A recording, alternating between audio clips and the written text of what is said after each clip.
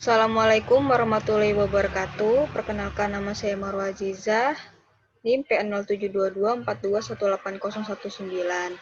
Di sini saya akan mempresentasikan laporan tugas akhir saya yang berjudul Asuhan Kebidanan Komprehensif pada Ibu N di Klinik Ayu Husada Samarinda tahun 2021.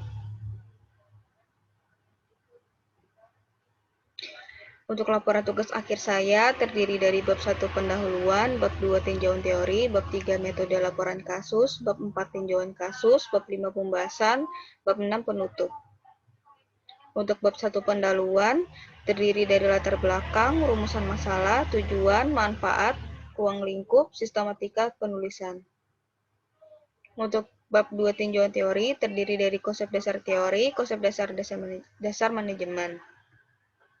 Untuk bab 3 metode laporan kasus, terdiri dari jenis karya ilmiah, lokasi dan waktu, subjek kasus, teknik pengumpulan dan analisa data, instrumen, kerangka kerja, etika, dan keterbatasan. Bab 4 tinjauan kasus, terdiri dari kehamilan, persalinan, bayi baru lahir, nifas, neonatus, dan akseptor KB.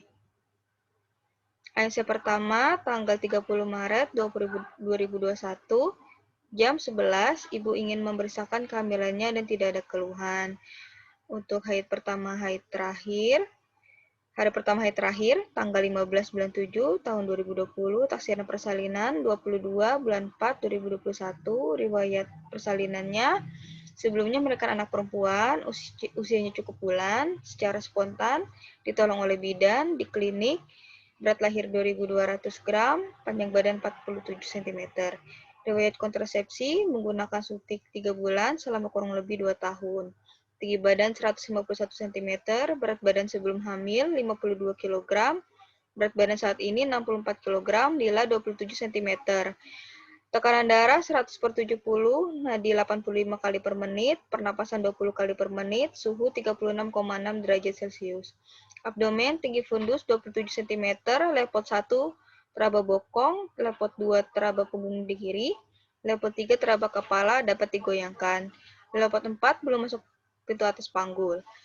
Taksiran berat janin yaitu 2.325 gram, denyut jantung janin 135 kali per menit. Diagnosisnya G2P1001, usia kehamilan 36 minggu 6 hari, janin tunggal hidup intrauterin. Penakta laksanaannya menjelaskan hasil pemeriksaan, KIM mengenai tanda bahaya kehamilan, menganjurkan ibu untuk melakukan pemeriksaan laboratorium, minum tablet FE 1x1 per hari, menjadwalkan kunjungan ulang. Untuk ANC kedua, kunjungan tanggal 7 April 2021 jam 19.30, ibu mengatakan tidak ada keluhan, berat badan saat ini 64 kg, tekanan darah 110/70, nadi 82 kali per menit, pernapasan 19 kali per menit, suhu 36,5 derajat Celcius. Untuk abdomen, tinggi fundusnya 29 cm, lepot 1 teraba bokong, lepot 2 teraba punggung kiri, lepot 3 kepala tidak dapat digoyangkan, lepot 4 konvergen. Taksiran berat janin 2.790 gram, denyut jantung 144 kali per menit. Diagnosisnya G2P1001, usia kehamilan 38 minggu, janin tunggal hidup intrauterin. Penakta laksanaan menjelaskan hasil pemeriksaan, KIE persiapan persalinan menjadwalkan kunjungan ulang. Untuk kelas 1, tanggal 11 April 2021, jam 15.10, ibu mengatakan perut terasa mules tetapi tidak sering. Tekanan darahnya 120/80, nadi 90 kali per menit, pernapasan 20 kali per menit, suhu 36,5 derajat Celcius.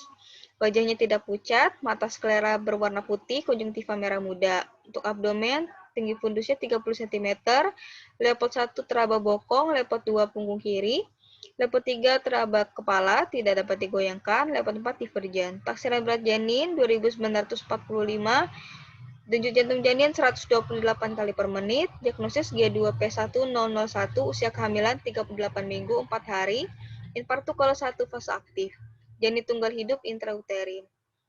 Penakta laksananya menjelaskan hasil pemeriksaan, 2 observasi, 3 dokumentasi.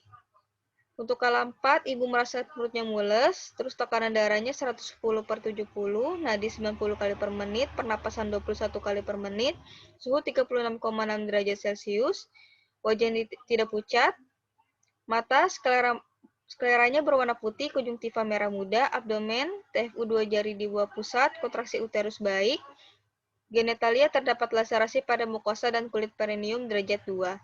Diagnosis P2002 kala 4 persalinan normal dengan struktur perineum grade 2. Penata alasannya melakukan pemantauan 2 jam postpartum, kedua dokumentasi.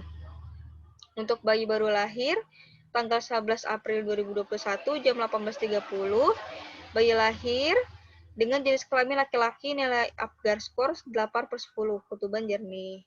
Nadinya 137 kali per menit, pernapasan 48 kali per menit, suhu 36,7 derajat Celcius, berat badannya 2.900, panjang badannya 48 cm, lingkar kepala 34 cm, lingkar dada 30 cm, lingkar perut 30 cm, dan lila 10 cm. Untuk diagnosis neonatus cukup bulan sesuai masa kehamilan, usianya 0 hari. Penata laksanaan meletakkan bayi di atas perut ibu dan IUMD selama 1 jam, memberikan tetes mata, injeksi vitamin K, bayi diberi vaksin hepatitis 0, memakaikan baju pampers, topi, dan bedong bayi agar menjaga bayi tetap hangat. Untuk kunjungan di fase pertama, tanggal 11 April, jam 23.30, ibu mengatakan merasa nyeri di bagian luka jahit. Tekanan darahnya normal, 110/70, nadi 82 kali per menit, pernapasan 20 kali per menit, suhu 36,6 derajat Celcius. Berat badannya 63 kg, terdapat pengeluaran kolostrum, lalu tinggi fundusnya 3 jari di bawah pusat, diastasis rectus abdominalis 11 kali 3 cm, dan terdapat pengeluaran lochia rubra. Diagnosisnya P2002 postpartum hari ke-1, penatasannya menjelaskan hasil pemeriksaan, KISI eksklusif, nutrisi ibu nifas, personal hygiene, perawatan tali pusat, dan menjadwalkan kunjungan ulang.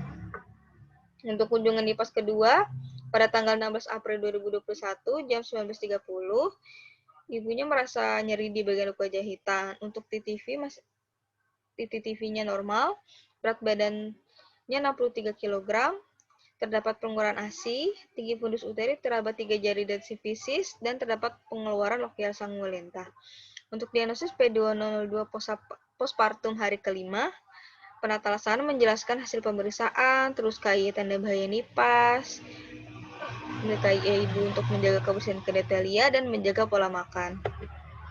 Untuk kunjungan nifas ketiga, tanggal 24 April 2021 jam 9, ibu mengatakan merasa nyeri di bagian luka jahitan ketika dipegang. Untuk TTV dalam keadaan normal, berat badan 64 kg, tinggi fundus tidak teraba di atas sifisis, dan terdapat pengeluaran lochia serosa. Diagnosis P2002 postpartum hari ke-13, menjelaskan hasil pemeriksaan kepada ibu, KIE perawatan payudara, dan menjadwalkan kunjungan ulang. Untuk kunjungan itu 1, tanggal 11 April 2021, jam 23.30, bayi dalam keadaan baik, TTV nadi 124 kali per menit, pernapasan 42 kali per menit, suhu 36,7 derajat Celcius. Untuk berat badan 2.900, panjang badan 48 cm, kulit kemerahan, abdomen bulat, tali pusat basah, segar, tidak ada perdarahan dan peradangan pada tali pusat, tidak ada massa, perut tidak kembung. Diagnosisnya neonatus cukup bulan sesuai masa kehamilan, usia 0 hari. Menjelaskan hasil pemeriksaan, KI cara menjaga kehangatan bayi, dan menjadwalkan kunjungan ulang. Kunjungan neonatus kedua, tanggal 16 April 2021, jam 19.30, ibu mengatakan saat ini bayinya kuning dan badannya hangat. Dalam keadaan umum bayinya baik, TTV juga baik, berat badannya 3.000 gram, panjang badan 49 cm, kulit berwarna sedikit kuning.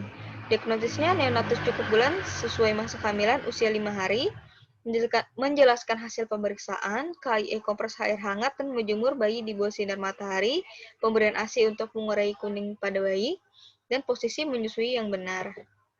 Kunjungan neonatus ketiga pada tanggal 24 April 2021 jam 9, keadaan umum bayi baik, nadinya 127 kali per menit, pernapasan 43 kali per menit, suhu 36,6 derajat Celcius. Berat badan 3.100 gram, panjang badan 49 cm, dan kulit kemerahan. Diagnosisnya neonatus cukup bulan sesuai masa kehamilan, usia 13 hari.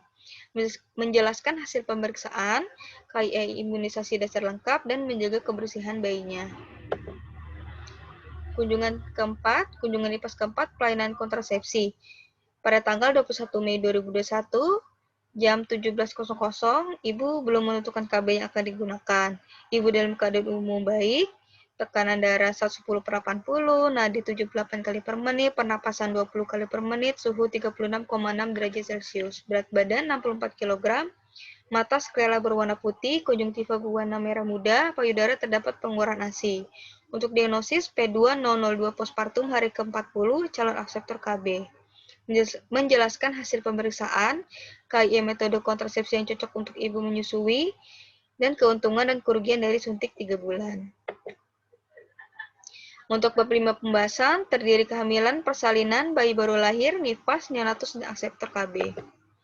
Untuk antenatal care, ibu memeriksakan kehamilannya sebanyak 9 kali, trimester pertama sebanyak 2 kali, trimester kedua sebanyak 3 kali, trimester ketiga sebanyak 4 kali, dan kenaikan berat badan ibu sebelum hamil 52 kg naik hingga 64 kg dengan kenaikan total 12 kg, sesuai dengan teori yang menyatakan kenaikan berat badan ibu hamil rata-rata 6,5 sampai 16 kg. Untuk persalinan, ibu memeriksakan kehamilan di klinik Ayusada terdapat kontraksi, pembukaan 8 cm, dan terdapat lendir darah. Berdasarkan teori tanda-tanda persalinan, terdapat kontraksi uterus yang teratur dan semakin meningkat, terdapat pengeluaran lendir darah, dan pemeriksaan dalam didapati prosio, teraba, lunak, dan pembukaan telah ada.